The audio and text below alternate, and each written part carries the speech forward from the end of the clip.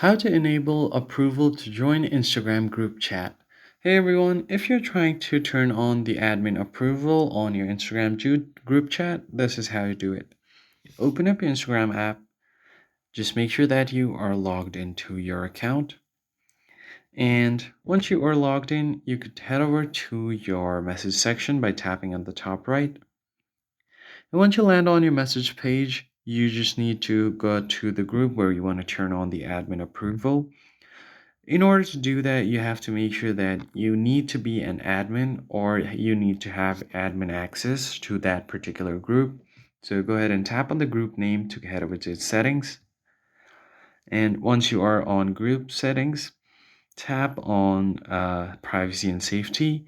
Here, as you can see, there is no option for admin approval, but you can tap on the member's name here, and then you will see the option to require approval to join. So you're just going to have to turn this one on.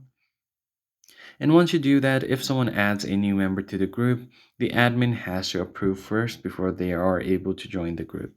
And that's pretty much it. I hope this tutorial was helpful to you guys, and I'll see you on the next video.